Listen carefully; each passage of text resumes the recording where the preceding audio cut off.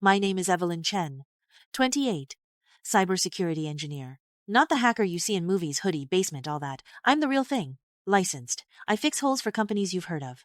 My life was quiet. Until my sister Stella called. Stella's 2 years older, 5 million followers. Her job is basically taking pictures, editing them, and posting them. Her world is parties, red carpets, and handbags that cost more than my car. Mine? A desk, cold coffee, and hexadecimal code that never seems to end. It was 3 in the afternoon when my phone vibrated. Stella's profile picture flashed on the screen. She was crying. I answered the video call, and her tear-streaked face filled the display, mascara smudged all over her cheeks. Evelyn, you have to save me. What's wrong with you this time? Mom arranged that date for me. The guy's at Tecmo Atrient, the one on the cover of Forbes. Isn't that great? Rich, young, not bad looking either. You don't get it! He demands that his other half be highly intelligent, cultured, and not vain. Am I that kind of person? I just got roasted online last week for that yogurt diet. I'll blow my cover in 3 sentences at that blind date. So you have to go in my place. Oh, you're insane. I'm not insane. You're my sister, we look alike. Put on a wig, some makeup, my clothes, and no one will be able to tell. Stella, I'm a cybersecurity engineer. I'm not a professional con artist. Just help me this once. Mom's heart condition. If she finds out we blew a blind date at this caliber, she'll be furious to death. I fell silent for a long moment. Rain poured down over Los Angeles outside the window, raindrops streaking the glass and blurring the distant skyline. My coffee had gone cold, a ring of brown stain lining the mug's interior. I thought of Mom, her fragile heart, and the defeated look in her eyes every time I turned down one of her requests. Just once, I said. And then you'll owe me for life. Deal.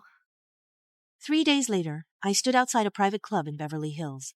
I was wearing Stella's white dress, teetering on 10-centimeter heels, with her light brown wig perched on my head. Glancing at my reflection, I looked like her, yet nothing like her at all. I had her eyes, but my gaze was purely mine, calm, observant, edged with suspicion. A host led me into a private booth. Floor-to-ceiling windows overlooked Los Angeles' sprawling nightscape, city lights scattered like fallen stars across the valley. A man sat on the sofa by the glass, holding a flute of champagne. He rose to his feet. He was tall, 6'2", dressed in a deep navy suit without a tie. Raven-haired with gray eyes, he had the pale complexion of someone who rarely ventured out into sunlight. Adrian Sterling, 27 years old, $30 billion in net worth. His face had graced the cover of Time, yet in person, he carried a far quieter aura than any photograph could capture. Stella? He extended his hand. His voice was low and steady. Call me I almost slipped up. Anna. My friends call me Anna. Adrian. He smiled. It was a faint smile, just a slight upturn of the lips, but there was light in his eyes. Have a seat. What would you like to drink? Water. Thank you. You don't drink? My job requires a clear head. What kind of job? I cursed Stella 100 times in my head. She hadn't taught me how to answer that. I could only tell the truth. A cybersecurity consultant. Interesting. What kind of companies do you work for? Finance, tech, healthcare. All of them. Then you're even more interesting than I thought. He stared at me. It wasn't the predatory sizing-up gaze of someone eyeing prey. It was the kind of look that longed to figure out exactly who I was. I dropped my head, pretending to smooth the hem of my dress.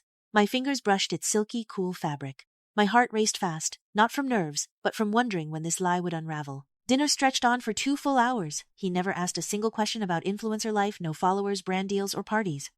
Instead, he dug into artificial intelligence, data privacy, and the future of quantum computing. I answered far more naturally than I'd expected. These were the topics I dissected every single day for work. He listened intently the whole time, never glancing at his phone or checking his watch, his full attention fixed solely on me. As we finished dinner, he pulled out my chair for me. His fingers brushed lightly against my shoulder, just a fleeting touch, yet I could feel his warmth. His gray eyes glinted silver beneath the warm overhead lights as he held my gaze. Ina, I want to see you again. We're on a blind date. One time is enough. Not enough. Tomorrow evening, same time. I'll pick you up. He left. I lingered at the club entrance, clutching the hem of my dress with cold fingertips. A crisp breeze swept up from the hills, tangling the strands of my wig around my face. I brushed the hair aside and watched his car fade into the dark night. My phone buzzed. Stella had sent 13 messages. How did it go? Is he handsome? Did he ask about my income? What did you guys talk about? Did he ask to see you again? I powered my phone off completely. The night air bit at my skin, and I wrapped my arms tight around myself under the street lamp. Orange lamplight spilled over my shoulders, stretching my shadow long across the pavement. I thought back to the first time I'd seen Adrian Sterling's Forbes cover shot him standing amid endless rows of server racks, blue LED lights glowing all around him. Back then, I'd thought he and I were cut from the same cloth, people who live buried in logic and code, using systems to tame messy, chaotic reality. But I couldn't see him again. I wasn't Stella. I was Evelyn, a cybersecurity engineer hiding behind a wig, playing a fake version of my sister on a deceptive blind date. The next morning, Stella showed up at my front door. She was in rumpled pajamas with messy hair and slippers slung on her feet. Her eyes were red and puffy, like she'd cried all night. She pushed the door open, marched straight into the living room, flopped down on the sofa, and buried her face in a throw pillow. You ruined my love life. What love life? You haven't even met him. I've already lived an entire life with him in my head. Stella, this isn't playing house. Did he send flowers? Did he ask you out? No flowers, he asked. I turned him down. You turned him down? Evelyn, do you know how many women wear him? Do you know his properly? You reversed. You this person he's asked out of sex on his Because I'm not you. What do you mean? He doesn't want an influencer. He wants someone who can talk to him about quantum computing. I didn't go for you. I went for myself. But I shouldn't have gone. She fell silent. The living room went quiet save for the low hum of the refrigerator. Sunlight seeped through gaps in the curtains, spilling across her feet. Then what are you going to do? Nothing. He'll forget me soon enough. And if he doesn't? I said nothing. I already knew the truth he wouldn't forget. Men like him don't let go once they fixate on something. I'd met plenty of his type. They're ruthless in business, and just as relentless when it comes to feelings. Sure enough, a package arrived the next day. No bouquet of flowers, just a delivery box, plain white cardboard, no note, no return address. Inside lay a gold USB drive etched with a single letter, A. I plugged it into my laptop. There was only one file, a photograph of a server farm bathed in cool blue lighting, a man's back turned to the camera. Scrawled beneath the image was a line.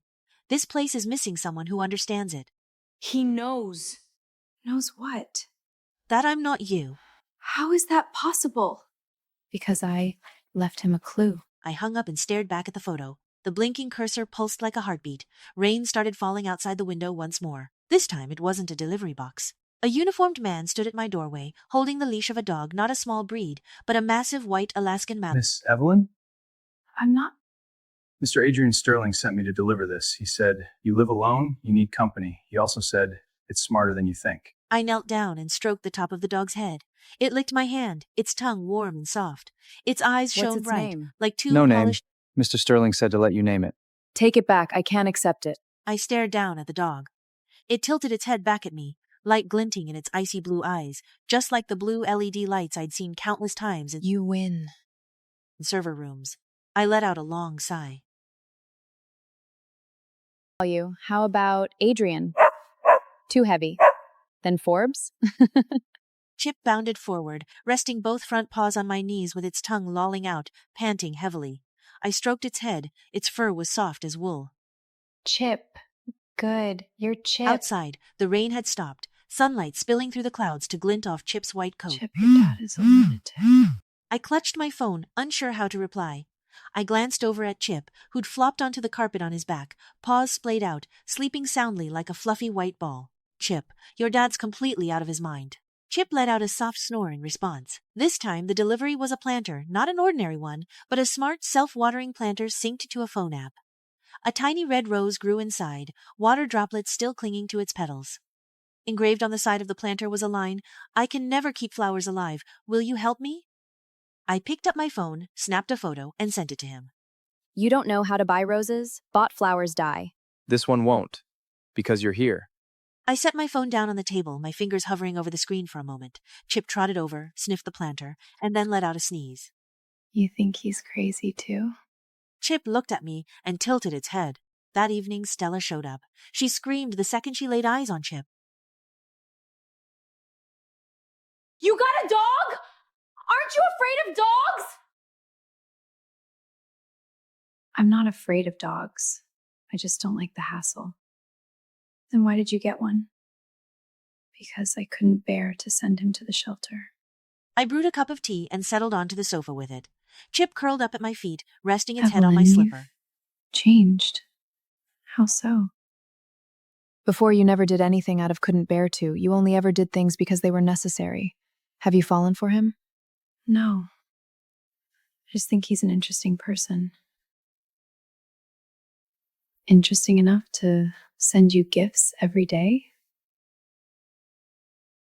Interesting enough to make me want to study him. You always use logic to explain emotions, but you can't fool me. There's light in your eyes now. I didn't argue, because she was right. There was a new light in my eyes, but it wasn't from love. It was because someone had seen me, truly seen me, in his own quiet way. Not Stella, not the influencer persona, just me, Evelyn. On the 5th day, the gift was a certificate, a lunar land deed. When I tore open the package, I thought it was just some junk mail advertisement. Inside lay a certificate printed with a map of the moon inscribed, "This certifies that Miss Evelyn Chen holds permanent ownership of lunar plot number 7421. In the bottom right corner was a signature, Adrian Sterling. I nearly spit my coffee all over my screen. Startled by my sudden movement, Chip jolted awake from the carpet and sprang to its feet, glancing around warily. I grabbed my phone and dialed his number. It rang twice before he picked up, his voice low with faint amusement. You got it? A lunar land deed? Yeah, I bought it online, $39.90. You know this is a scam, right? I know, but I wanted you to know I'm willing to buy an entire loan, even if it's fake. I fell silent. Chip trotted over and nudged my hand with its nose. I stroked its head, at a loss for words. Adrian, why are you doing all this? What do you mean? Because I want you to know you're not a stand-in. You didn't cut it, just tucked aside with your hand. Every photo of Stella is meticulously edited. She wouldn't tolerate a loose thread.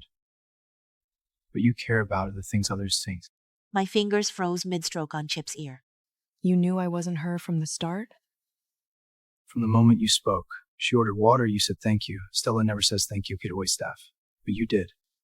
Then why didn't you expose me? Because the one I like is you. That night, I couldn't fall asleep. It wasn't Adrian's words keeping me awake, but my mind racing nonstop, dissecting his motives, his behavioral patterns, his psychology. It was my occupational hazard, any system I encountered. I instinctively wanted to take apart and figure out how it worked. Adrian was a system too, complex, intriguing, one I ached to decode.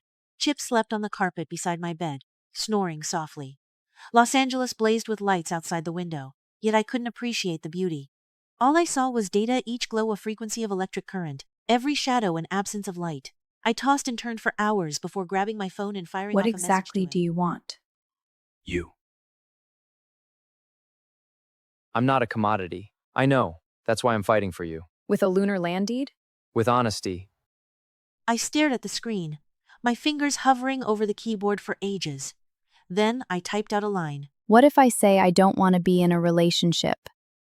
Then I'll wait for you. Until when? Until you do.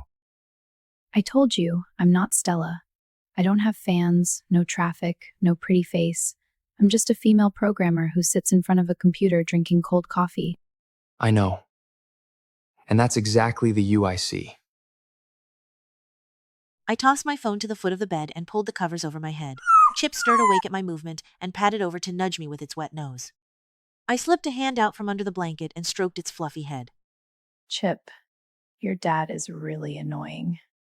But he's annoying cute. It licked my fingers again. A quiet, soundless smile tugged at my lips under the covers. It wasn't sheer happiness, it was the relief of being truly seen. The feeling was akin to standing alone in pitch black for ages, only for someone to light a single lamp. It didn't burn away the entire night, its light landed solely on me. On the 6th day, the gifts continued. This time, it was a side of keys, a car key, a house key, a safe key. The delivery note read, The car's in the underground garage. B2 to 17. The house is in Santa Monica. Ocean view. The safe is inside the house. The code is your birthday. I didn't DCO to the underground garage. I didn't DCO. See the house? He hung the keys on the hook by the door. Took a photo and sent it to him. Adrian, I can't accept these. Then keep them for me, Why should I keep them for you? because you're the only one who wouldn't steal them. I stood by the doorway, brushing my fingers over the keys. Cold, solid metal, heavy in my grasp. Each one stood for a promise, a responsibility, a burden I had no wish to carry. Chip trotted over and nudged my hand with its nose. Does your dad treat money like scrap paper? You think he's crazy too? Chip licked my fingertips. Stella dropped by that afternoon. When she spotted the set of keys, her eyes widened bigger than dinner plates. Evelyn, do you know how much this set of keys is worth? I don't know, and I don't want to know. He's giving you a car, a house, a safe. You know what? He's chasing you, not Stella, you. Then why don't you say yes? Because I don't want to be chased. I want to be understood. Stella stared at me, and for the first time, she had no retort.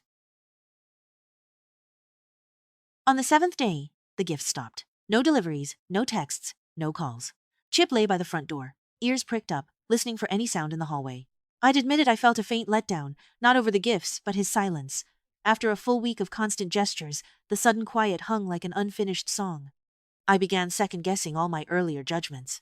Maybe he'd only been playing around. Maybe he'd set his sights on someone new. Maybe he'd finally woken up to the fact that I was just an ordinary woman filling in for my sister. On the 10th night, I sat in front of my laptop, fingers hovering over the keyboard yet typing nothing. Our chat window stared back at me. The last message was his line, "I'll wait for you." The cursor blinked on repeat. Chip patted over and rested its head on my knees, its eyes glistening. Chip, do you miss him? I miss him too. I whispered softly. At 2 o'clock that morning, I gave in and sent a message. "Are you all right?" It didn't show read straight away. I stared at the screen for 10 minutes before powering my phone off. Chip curled up at my feet, twitching its paws every now and then, as if running in a dream. It was just a single sentence, no emojis, no tone. Yet I could see the exhaustion, the kind only those who dwell in the world of code can truly understand. His cursor lit up at 4 in the morning, then went dark again at 5. I stared at the screen, my mind racing. His corporation was a tech giant, its security systems state-of-the-art. Few people could break through his firewalls. My fingers itched. Not from nerves, but that itch you get when a challenging puzzle lies before you, begging to be solved. Chip had fallen asleep at my feet, letting out soft snores. I picked up my phone and dialed his number. It rang 5 times before he answered. Evelyn. His voice was hoarse, as if he hadn't slept in a long time. Do you need help? You're a cybersecurity expert. I'm not. I'm just someone who reads code. Chip, I'm going to check on your dad. You stay home.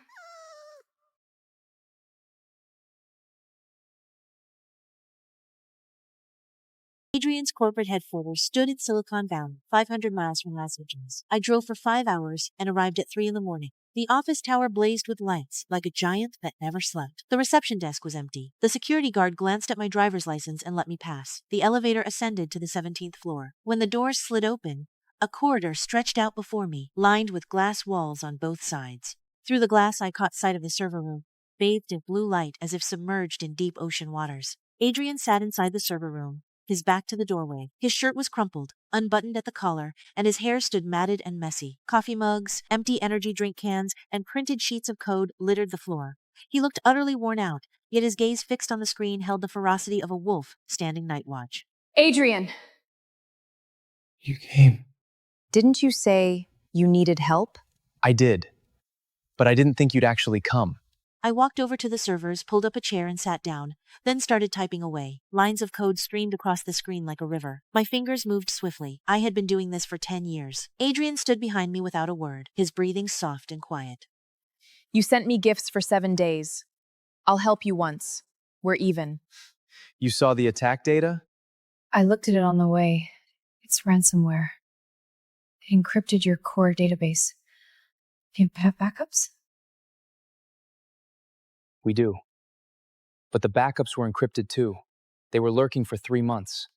Here, they use double encryption. The first layer is fake extraction. The real encryption is behind it. Can you crack it? Yes, but I need your authorization. He walked over, bent down, and typed in the password. His fingers were long with defined knuckles, nails trimmed short. Once finished, he stepped back. I stared at the screen and began writing the decryption script. The clatter of fingers striking the keyboard echoed through the quiet server room, like rain beating down on a metal roof. 40 minutes later, decryption was complete. The database returned to normal. The alarm lights died out, leaving only the steady, low hum of running servers filling the room. I leaned back in my chair and let out a long breath. Adrian stood behind me, silent for a long while. Then he knelt down beside me, gazing at the lines of code on the screen. You cracked it alone? Your team did most of it. I just patched the hole. They worked for 3 days. You took less than an hour. Because they were tired. You haven't slept? He turned his head to look at me. Beneath the blue glow, his gray eyes darkened to the hue of deep ocean waters. His lips were chapped, and fine lines crinkled the corners of his eyes, yet there was something in his gaze I had never seen before. Not gratitude, not admiration, but the relief of someone who had finally found what they'd been searching for. He dropped to one knee. This was no proposal. He knelt before the servers, before the rows of glowing blue indicator lights. You're not a stand-in, my savior. Adrian, stand up. The floor is cold. I'll only stand if you promise to let me one thing. What? Don't go. It's been 3 months. 3 months ago, we agreed I'd be your fake girlfriend for 3 months. Today is the last day. I know. Then why are you still asking me not to go? Because I need you, not the company, me. I looked at him, his eyes, his weariness, his hands, and especially that hand trembling slightly against the metal casing of the server. Adrian, I came here because of the hacker, not because of feelings. I know, but you came. I came because you said you needed help. You helped. Now you're supposed to leave? Yes. I watched as I closed my laptop and stood up. He followed suit and stood up. His legs felt slightly numb, so he staggered slightly before steadying himself against the server rack. The blue light shone on his face. He looked like someone about to drown. He looked into his eyes, saw his fatigue, saw his hands, those slightly trembling hands, resting on the metal casing of the server. Cybersecurity consultation fee. Remember to wire it to my account. Evelyn! I left. The corridor stretched far, my footsteps echoing through the empty space. The elevator doors slid open. I stepped inside and pressed the button for the ground floor. The instant the doors shut, I caught sight of his shadow standing motionless at the end of the hallway. I leaned against the elevator wall and closed my eyes, my hand clenched tight around my phone in my pocket. I didn't look back. The elevator pulled into the underground parking garage, and I climbed into my car, turning the engine over. My watch read 5:17 a.m. The drive home stretched on for miles. By dawn, I caught sight of the sunrise spilling over the highway horizon, swaths of orange, pink, and violet. Like a palette of paint knocked over across the sky. Chip was waiting for me. The second I opened the front door, he bounded over, wagging his tail and licking my hands. Chip, your dad is a good man. But good people aren't necessarily right for each other.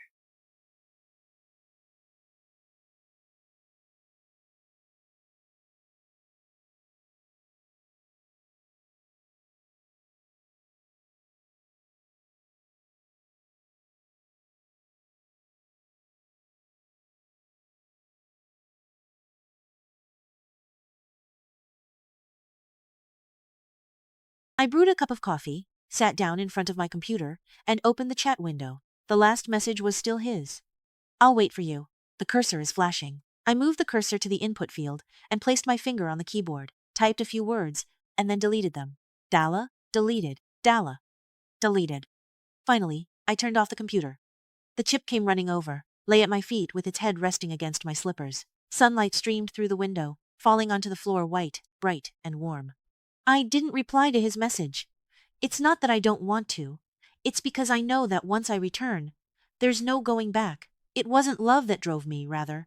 My overwhelming reluctance toward him had completely overwhelmed my ability to control myself. A poorly managed cybersecurity engineer is like a firewall. With vulnerabilities, they will inevitably fail. But I was wrong. Because for some people, even if you refuse them once, they won't leave. Even if you refuse twice, he won't leave. He will always be there. Like the blue indicator light in a server room never turning off. After that day, Adrian didn't send any more gifts, but he sends only one message every day.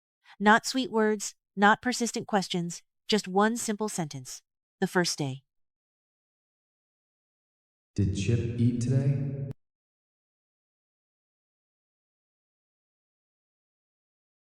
The second day. It's raining in LA. Did you bring an umbrella?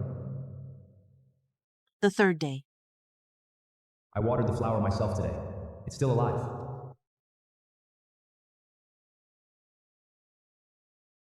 The fourth day. Your consultation fee has been wired. It's the one you wouldn't accept. The fifth day. I had a dream today. In the dream, you ignored me.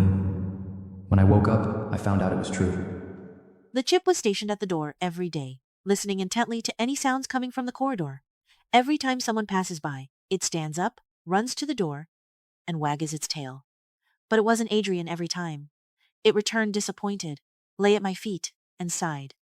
Dogs can sigh. I didn't know that before. I've read all the messages from Adrian, but he hasn't replied. I refunded the consultation fee in full. He called again. I canceled again. He hit for the third time. I didn't back down. Nor did I move. That money in my account is like a thorn, reminding me that I still owe him an answer. I made up my mind to meet him, not out of soft-heartedness, but because I owed him an answer. I set the meeting at the cafe downstairs of the company, neither his office nor his place, a neutral ground. I picked a corner seat with my back to the wall, giving me a clear view of the entrance. He arrived wearing a dark navy sweater, jeans and sneakers. No suit, no tie, none of that polished facade he usually hid behind. He caught sight of me, offered a faint smile, and sat down across the table. You've lost weight? You too. How's Chip? Good. He's gained weight. He nodded. Our coffees arrived shortly after, both black, no sugar. He held his mug tightly, warm steam blurring his features. Adrian, I came to tell you. I know what you're going to say. You don't like me. You just think I'm interesting. It's not that I don't like you. Then what is it? It's that I'm not sure. I don't know if you really see me, or just someone who can help you. The first time we met, you said thank you to the waiter. When you sat down, you tucked aside a loose thread on your dress. You said your job was a cybersecurity consultant. When you answered me, there was no hesitation, no embellishment, no packaging. What I saw was you. Not Stella, not a stand-in. You. How do you know that wasn't an act? Because someone putting on an act wouldn't stay up all night to crack encryption for a person they've only met once. I fell silent. The coffee in our mugs turned cold, the steam thinning, until his face came into sharp focus again. Adrian, I'm not afraid of you. I'm afraid of myself. I'm afraid that once I start, I'll be just like cracking that virus, completely immersed, losing myself. Then lose yourself. I'll remember you. I stared at him for a long while, our coffee growing cold. A 3-month trial period. Not a fake girlfriend. A real one. What did you say? A 3-month trial period. If you don't pass, break up. He smiled, not just a faint tug at the corners of his mouth, but the kind that crinkled his eyes, bright and boyish. Okay. I held out my hand, and he took it. His palm was warm, a stark contrast to the cold touch I'd felt the first time we met. Outside the window, the sun shone bright beneath pale white clouds. Day 1 of my probation, I went to his company. It was work, not a date. He said the firm's security system needed an upgrade and asked if I could handle it. I said yes, on one condition. Charge full standard rates, no houses as gifts. He agreed.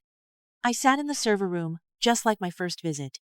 Cool blue light bathed the space, servers hummed steadily, and a metallic scent hung in the air. This time, though, he didn't stand behind me, he sat right beside me. We tapped away at our separate keyboards, exchanging only a handful of words every now and then. There's a problem with this port. I know, but I don't have permission. I'll open it for you. Thanks. Our conversations were brief, yet I felt utterly at ease. There existed an unspoken understanding between us, like two gears fitting perfectly into one another. Chip stayed at my place under a sitter's care. It moped without me around, but the moment I walked through the door, it had bound over, wagging its tail wildly and licking my face all over. Chip, how was your day? I had a pretty good day too. Over the first week of my probation, we began to catch glimpses of each other's real lives. He woke up at 6 every morning to go for a run before heading to the office. He kept a vegetarian diet, not out of faith, but because his stomach was fragile. He didn't drink alcohol, smoke, or attend parties. He only had one close friend, his CTO, Michael. They'd known each other for 10 years, ever since they were college roommates. And you? I eat coffee. Not drink, eat. Because drinking isn't enough. Then how does your stomach handle it? I have Chip. He shares the burden. How does a dog share the burden? I vent to him. He listens and falls asleep. He laughed out loud then. For the first time, I saw his teeth white and straight. When he smiled, he looked just like an ordinary young man, nothing like the tycoon plastered across Forbes covers. That night when I got home, Chip curled up at my feet, and I told him everything that had happened during the day. He didn't doze off this time. He listened intently, his eyes bright. Chip, your dad looks good when he smiles. But I won't tell him. He'll get cocky. Chip licked my fingertips. During the second week of my probation, his ex-girlfriend showed up. Her name was Natalie, a leggy blonde model with striking blue eyes. She'd come to the office to talk over old business. I heard their voices drift into the server room but stayed put. Natalie's here. She wants to get back together. Then go up and talk to her. I don't want to talk. I just want to stay in the server room with you. Adrian, hiding here isn't the solution. What she wants is Adrian Sterling, not Adrian. Then tell her that. How? With your mouth. He fell silent for a minute, then stood and walked out. 10 minutes later, he returned, his features lighter with relief. Resolved? Resolved. I told her I have a girlfriend. You really said that? Really? You didn't mention my name, did you? No, I just said she's a very impressive person. Then you weren't wrong. That night back home, Chip curled at my feet while I recounted the whole incident. Chip let out a long yawn. He couldn't have cared less about the ex-girlfriend. All he cared about was whether there'd be kibble tomorrow morning. In the third week of my probation, I met his mother. It wasn't a planned meeting, pure coincidence. She'd come to the office looking for him and ran into me in the hallway. She wore a tailored Chanel suit with her hair coiled into an immaculate updo, looking as if she'd stepped straight out of a fashion magazine. Who are you? I'm Evelyn. I know. You're that one dateness of her sister, no?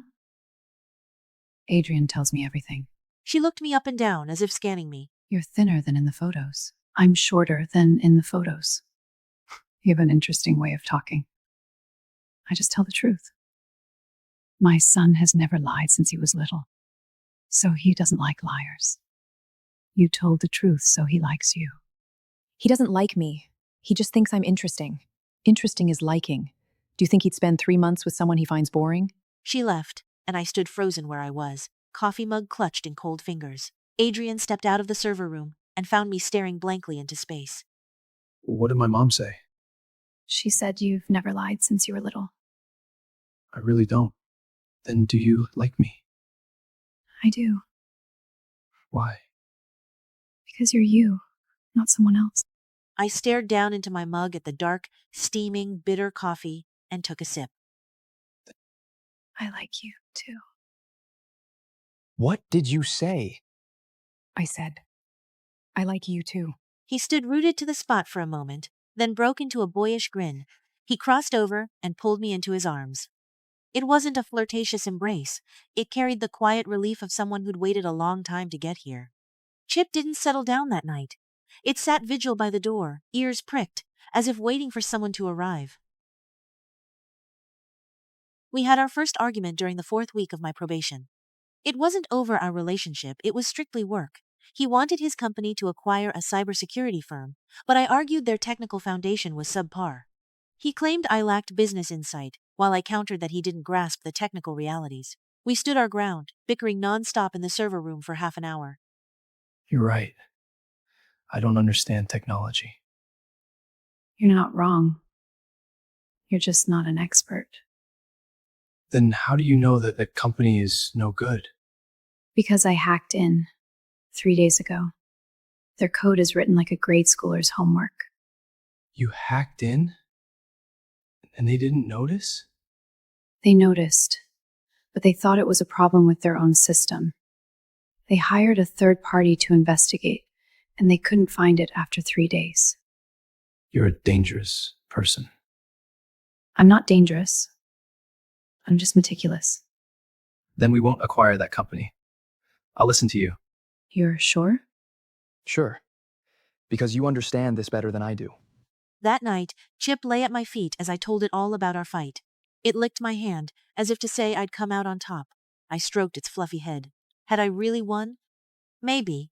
But winning a work debate didn't mean winning at feelings. Love wasn't a competition. The first month of my probation drew to a close. We sat by the shore in Santa Monica, watching the sunset.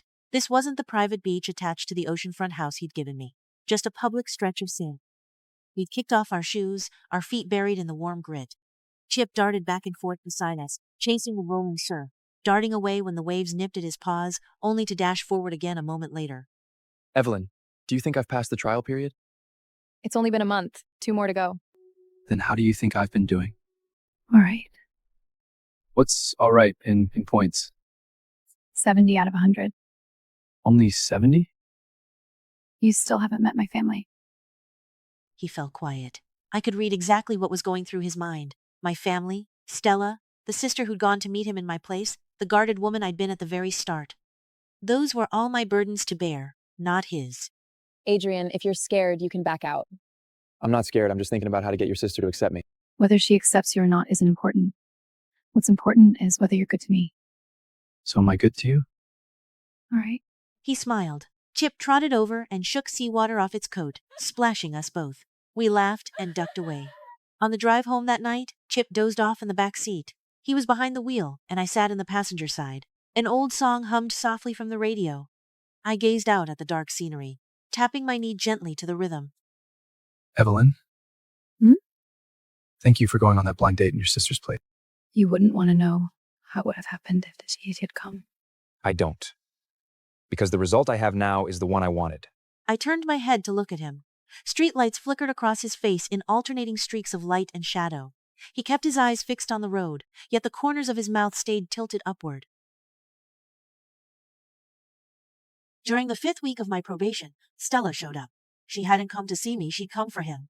She'd arranged to meet him at the cafe downstairs from the office, ordered the priciest set meal, piled on heavy makeup, and slipped into sky-high heels. She never told me a word about it. I spotted her through the security cameras. It wasn't that I was spying on her. I had full access to the company's security system. Her face appeared on the hallway feed, wrapped in a scarlet dress, blazing like a burst of flame. I shut my laptop and headed downstairs. Inside the cafe, she sat across from him, legs splayed, leaning forward intently. He sipped his coffee with an unruffled expression. I walked over and pulled out a seat beside them. Stella, you're looking for me? No, I'm looking for Adrian. I'm his girlfriend. Looking for him is looking for me. She looked at me, a complicated expression in her eyes, not jealousy but envy. Evelyn, you've changed. You wouldn't have talked like that before. I didn't have someone this important before. Adrian glanced at me, and I caught the smile tugging at the corners of his mouth. I came to tell you I'm not against you two being together, but you have to promise me one thing. What?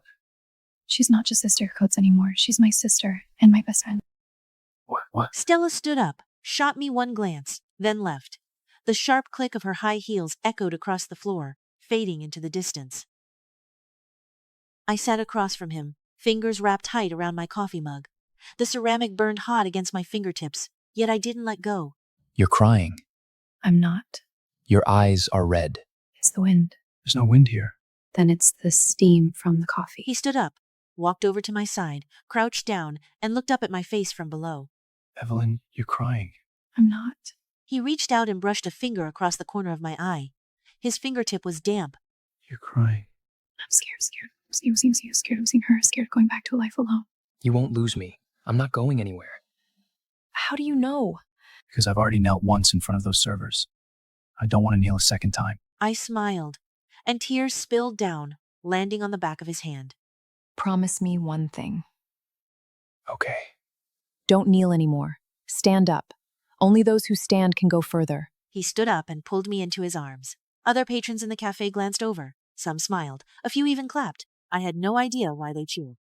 Maybe they'd witnessed a love story unfolding, or perhaps they were just killing time out of boredom. But one thing I knew for certain, in that moment, all my fear melted away. In the 6th week of my probation, Chip fell ill. It refused food and water, only lying listlessly by the door with its eyes half closed. I rushed it to the vet, cradled in my arms. The doctor said there was a foreign object stuck in its stomach and surgery was necessary. My hands shook as I signed the consent form. Adrian arrived shortly after receiving my call, rushing straight over from the office. He still wore his lab coat, coffee stains smudging the cuffs, having not stopped to change at all. What's wrong with Chip?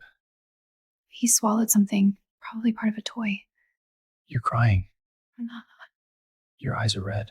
I don't like hospitals. He laced his fingers through mine, his palm warm against mine. The surgery lasted 2 full hours. I paced restlessly up and down the hallway, back and forth without pause. He stayed seated on a bench, never leaving, never uttering a word, simply watching me walk. Chip was brought out after surgery. The vet had pulled a small piece of plastic from its stomach, a broken fragment from the smart flower pot that Chip had chewed apart.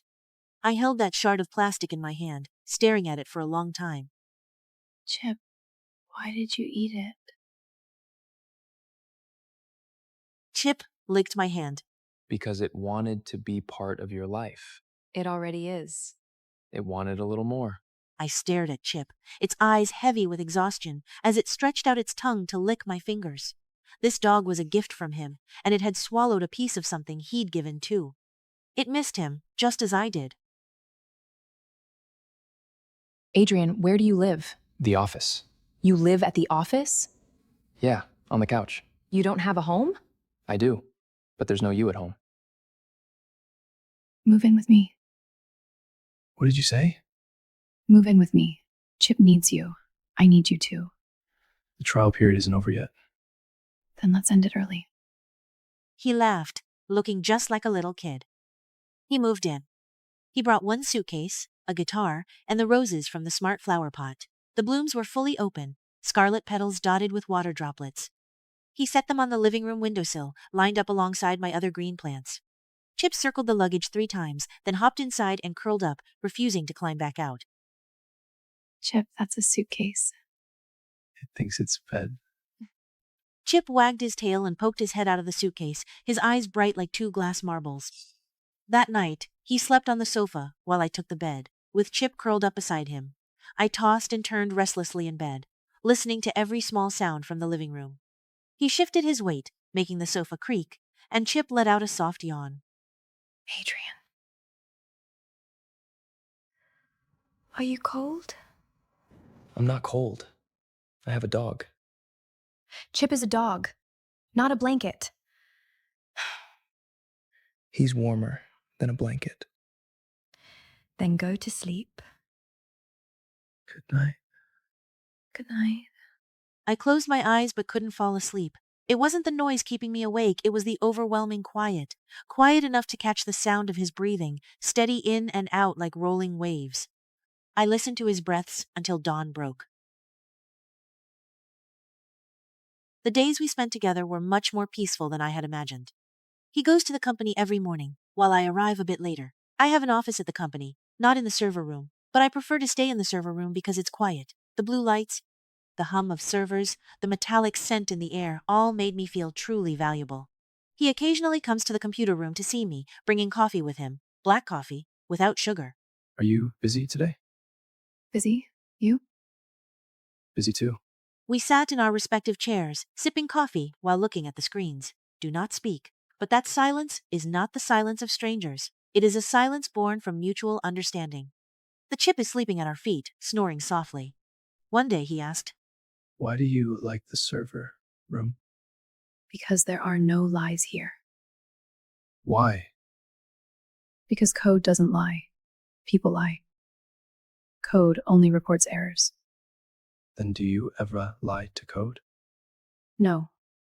Because code that lies won't run. Then you won't lie to me either? No. Because I'm like code? Because you're more important than code. He was stunned for a moment. Then he laughed. He laughed so hard that his eyes curved into crescent shapes. By the 3rd month of my probation, he vanished all of a sudden. Not literally gone, but completely unreachable. He wouldn't answer calls or texts, and the company said he'd taken leave. I headed to his office, only for the receptionist to tell me he wasn't there. I drove to his old apartment too, the door locked tight. I stood outside, my hand resting cold and heavy on the doorknob. Chip circled anxiously at my feet. He'd never acted like this before. Even when we barely knew each other, he always replied to my messages without fail. Worry crept over me. Had something terrible happened? Had his ex come back? Was his company in trouble? Or had he finally realized I wasn't the one he wanted? I sat in the living room all night, without a wink of sleep. Chip lay at my feet, its head resting on my slipper. The lights of Los Angeles outside the window faded one by one, until the sun crept over the horizon. The next morning, the door creaked open. He stood in the doorway, clutching a box in his hand. Where did you go? To pick something up. What thing? He stepped inside, sank onto the sofa, and set the box on the coffee table before flipping it open.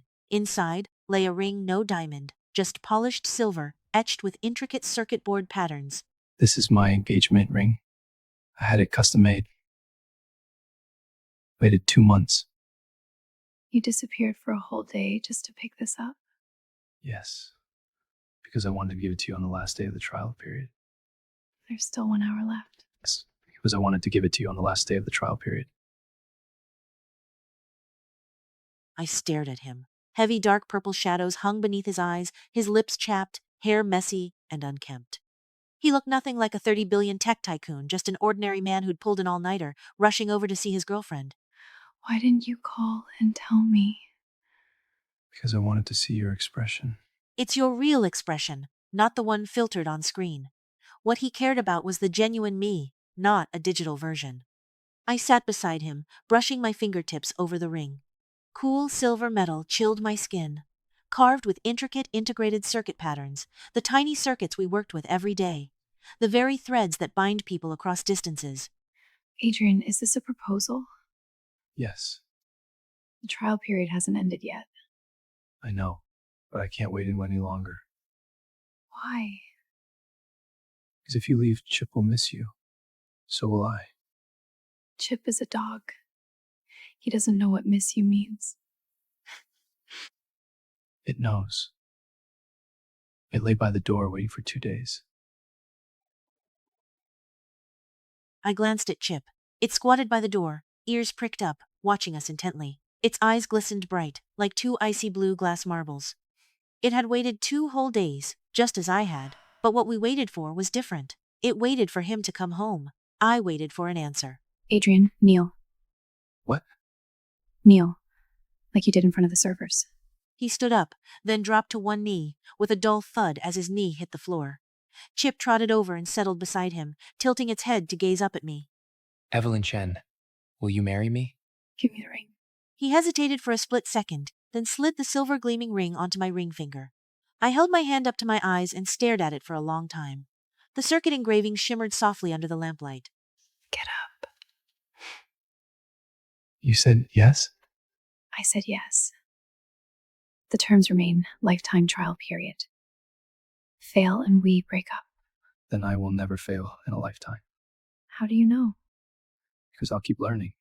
Learning how to love you, how to be good to you, how to be a man worthy of you. I looked into his eyes, gray normally, yet shimmering silver bathed in sunlight. You're already worthy. Since when? Since the day you sent the lunar land deed. He smiled, bright and boyish. Chip seemed to share his joy, wagging its tail and licking my hand repeatedly.